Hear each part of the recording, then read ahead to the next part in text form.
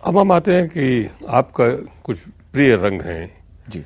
जैसे कि हमने देखा कि कई बार आप ग्रीन बहुत इस्तेमाल करते हैं, कई बार आप ब्लैक इस्तेमाल करते हैं, तो इसके पीछे कोई विशेष कारण है?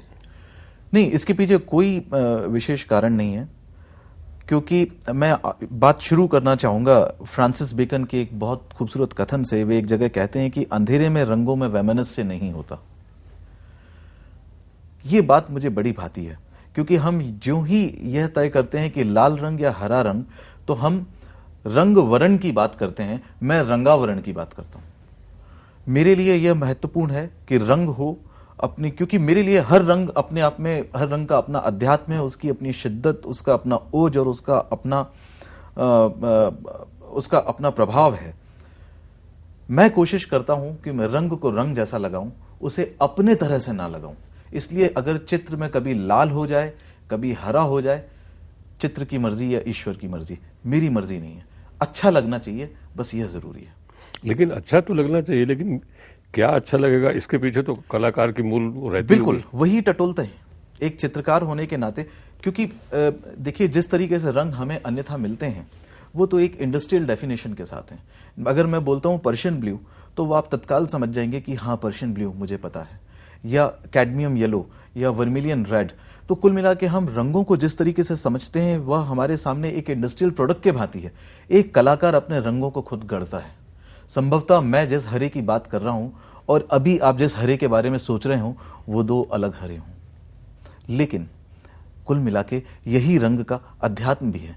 हम अपने अपने रंगों के साथ जीते हैं और अपने अपने रंगों के साथ मरते हैं। मनीष, पिछले लगभग 10 वर्षों से आप एब्स्ट्रैक्ट पेंटिंग कर रहे हैं।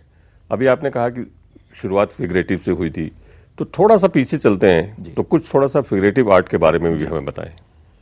देखिए, शुरुआती तौर में मैं जैसा कह रहा था कि कुछ चित्र बने जिसमें कि मैं अपने उस इर्द गिर्द के माहौल से बहुत प्रभावित था और वही मेरे चित्र का विषय बनते गए।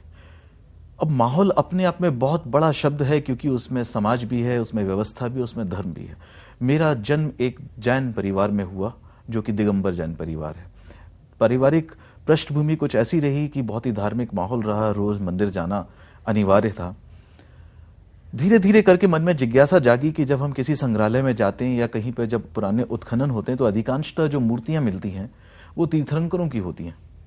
यह बात समझ में आई कि ये मतलब ये देखिए, जैन परंपरा जो है, उसमें जो शास्त्र की परंपरा है, उसमें जो शिल्प की परंपरा है, वह अभी की नहीं, बहुत पुरानी प्राचीन परंपरा है। उसमें रुचि जागी।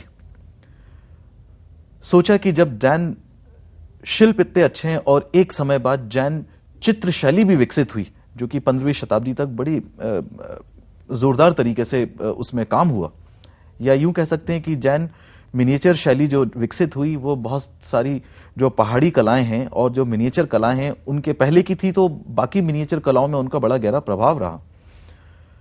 मुझे बड़ा अचंभित करता था कि एक परंपरा के रूप में एक शिल्प और चित्र दोनों हमारे साथ है, जैन तथ्य के साथ समकालीन रूपक क्या हो उसका। तो मैंने कुछ चित्र बनाने शुरू करे।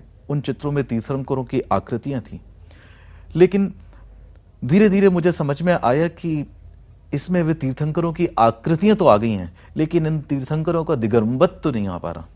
वह दिगंबरत्व तो कैसे आए? जिस दिन यह समझ में आया, तो वे आकृतियां अपने आप निशेष हो गई और जो प्रकट हुआ वो अमूर्तन था। तो मैं अभी भी जो कर रहा हूं, उन आकृतियों को ही आगे बढ़ा रहा हूं, लेकिन वे आकृतियां आकर चली, फॉर्म चेंज हो गया। बिल्कुल। मनीष, ये चर्चा हम जारी रखेंगे। अभी हमें रुकना पड़ेगा एक कमर्शियल ब्रेक के लिए।